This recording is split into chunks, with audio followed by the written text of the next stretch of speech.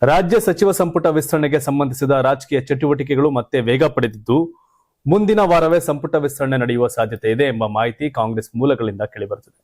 ಮೂಲಗಳ ಪ್ರಕಾರ ಜುಲೈ 20ರವರೆಗೆ ಸಂಪುಟ ವಿಸ್ತರಣೆ ಪ್ರಕ್ರಿಯೆಗೆ ತಾತ್ಕಾಲಿಕ ವಿರಾಮ ನೀಡಲಾಗಿದ್ದು, ಅದರ ಬಳಿಕ ಹೊಸ ಸಚಿವರ ಸೇರ್ಪಡೆಗೆ ಹೈಕಮಾಂಡ್ ಅಂತಿಮ ರೂಪ ನೀಡುವ ನಿರೀಕ್ಷೆ ಇದೆ. ಈ ಬಾರಿ ಸಂಪುಟ ವಿಸ್ತರಣೆಯಲ್ಲಿ ಹೊಸ ಮುಖಗಳಿಗೆ ಹೆಚ್ಚಿನ ಆದ್ಯತೆ ನೀಡುವಂತೆ ಕಾಂಗ್ರೆಸ್ ಹೈಕಮಾಂಡ್ ಸೂಚನೆ ಕೊಟ್ಟಿದೆ. ಅದಕ್ಕಾಗಿ ಹೊಸದಾಗಿ 60-40 ಸೂತ್ರ ಅನುಸರಿಸುವ ಚರ್ಚೆಯೂ ನಡೆಯುತ್ತಿದೆ. ಈ ಸೂತ್ರದ ಪ್ರಕಾರ ಸುಮಾರು 40% ಸ್ಥಾನಗಳು ಹಿರಿಯ ಶಾಸಕರು ಮತ್ತು ಮಾಜಿ ಸಚಿವರಿಗೆ, ಅಂದ್ರೆ 20ರಲ್ಲಿ 8 ಸೀಟ್ಗಳನ್ನ ಆ ಕಡೆ ಕೊಡೋದು. ಉಳಿದ 60% ಸ್ಥಾನಗಳು ಇದುವರೆಗೆ ಸಚಿವರಾಗದ ಹೊಸಬರಿಗೆ ನೀಡುವ ಬಗ್ಗೆ ಚರ್ಚೆ ನಡೆದಿದೆ ಎನ್ನಲಾಗ್ತಾ ಇದೆ.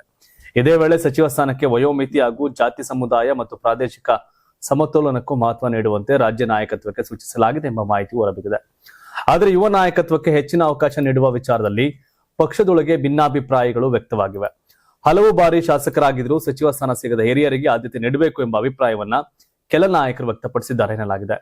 ಇನ್ನೊಂದೆಡೆ ಪ್ರಬಲ ಸಮುದಾಯಗಳನ್ನ ಪ್ರತಿನಿಧಿಸುವ 2 ಅಥವಾ 3 ಬಾರಿ ಗೆದ್ದಿರುವ ಶಾಸಕರಿಗೂ ಅವಕಾಶ ನೀಡುವ ಸಾಧ್ಯತೆಗಳ ಬಗ್ಗೆ ಚರ್ಚೆ ನಡೀತಾ ಇದೆ. ವಿಶೇಷ ಸಂದರ್ಭಗಳಲ್ಲಿ ಮೊದಲ ಬಾರಿಗೆ ಶಾಸಕರಾದವರ ಹೆಸರು ಪರಿಗಣನೆಗೆ ಬರಬಹುದು ಎಂಬ ಮಾತುಗಳು ಕಾಂಗ್ರೆಸ್ ವಲಯದಲ್ಲಿ ಕೇಳಿಬರುತ್ತದೆ. ಅಂದ್ರೆ 20 ಸೀಟಲ್ಲಿ 8 ಈಗಾಗಲೇ ಮಂತ್ರಿ ಆಗಿದ್ದವರು ಸೀನಿಯರ್ಸ್ 8 ಜನ ತಗೊಳಕ್ಕೆ ಅಂತ 40%. ಇನ್ನು 12 ಜನದಲ್ಲಿ ಈಗ TB ಜಯಚಂದ್ರ ಅವರು ಆಗಿರಲಿಲ್ಲ, ಯಶವಂತರಾಯಗೌಡ ಪಾಟೀಲ್ ಆಗಿಲ್ಲ, ನರೇಂದ್ರ ಸ್ವಾಮಿ ಅವರು ಆಗಿಲ್ಲ, ಸೊ ಶಿವಲಿಂಗೇಗೌಡರು, ಮಾಗಡಿ ಬಾಲಕೃಷ್ಣ ಅವರು, ಶರತ್ ಬಚ್ಚೇಗೌಡರು, ಎಂ ಕೃಷ್ಣಪ್ಪನವರು, ಈಗ ಮೇಲ್ಗಡೆಯಿಂದ ಬಂದಂಗಿರುತ್ತೆ. ಈಗ ಸೌದಿ ಅವರು ಫಸ್ಟ್ ಟೈಮ್ ಕಾಂಗ್ರೆಸ್ MLA, ಅವ್ರು ಮಾಡೋದ್ರಿಂದ ಪಾರ್ಟಿಗೆ ಅವ್ರ ಕಾಂಟ್ರಿಬ್ಯೂಷನ್ ಏನು, ಪಾರ್ಟಿಗೆ ಏನು ಅವರಿಂದ ಲಾಭ, ಚರ್ಚೆಗಳು ಆಚೆ ಈಚೆ ಇರ್ತವೆ. ಸೊ ಕಾಂಗ್ರೆಸ್ ಅಲ್ಲಿ 2-3 ಬಾರಿ ಗೆದ್ದವ್ರ ಕತೆ ಏನು ಅನ್ನೋವೆಲ್ಲವೂ ಕೂಡ ನಡೆದಂಗೆ ಕಾಣ್ತಾ ಇದೆ. ಸೊ ಹಾಗಾಗಿ 20-20ನೇ ತಾರೀಕು ನಂತರ ಲೆಕ್ಕಾಚಾರ ಮಾಡ್ತಾರೆ. ಸಿದ್ದರಾಮಯ್ಯ ಕಡೆಯಿಂದ ಇಷ್ಟು, DK ಕಡೆಯಿಂದ ಇಷ್ಟು, ಹೈಕಮಾಂಡ್ ಕಡೆಯಿಂದ ಇಷ್ಟು ಕೋಟ ಇಷ್ಟ ಆಗುತ್ತೆ ಅನ್ನೋ ಲೆಕ್ಕಾಚಾರಗಳಿತ್ತು. ಹೈಕಮಾಂಡ್ ಅವ್ರದೇ ಸೂತ್ರ ಇಟ್ಕೊಂಡು ಕೂತವ್ರೆ, ಈ ಸೂತ್ರದಲ್ಲಿ ಬನ್ನಿ ಅಂತ.